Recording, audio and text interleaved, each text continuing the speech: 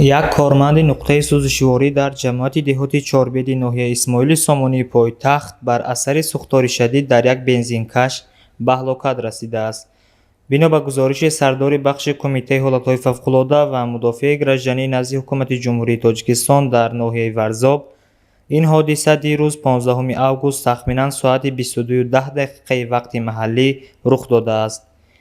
در گزارش آمده است که یک ماشین تمغه کم است که متعلق به جمعیت دارای مسئولیتش محدود سارا آیل بوده و بنزین میکشید در نزد آشخانه دولت‌آفا واقع در جماعت دهاتی چهاربیل ناحیه اسماعیل سامانی با سبب‌های نامعلوم آتش میگیرد. آتش به آشخانه رسیده و بنا را پورا به کام خود کشیده است.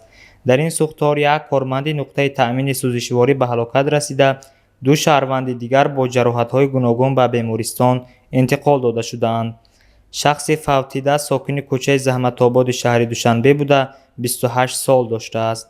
جراحت برداشتگان یکی ساکن 42 ساله جماعت دهات خرندگان ناحیه ورزاب و دومی ساکن دهه وحدت جماعت دهات سامانی ناحیه حصار بوده 45 سال داشته است. اولی 92% اعضای بدنش در این سوختار سوخته و دومی با 44% سوخته بدنش بستری شده است. حال یکی را دکتران وزنین ارزیابی کردند. مقامات حفظی حقوق سبب سر زدن سوختار را تحقیق می‌کنند.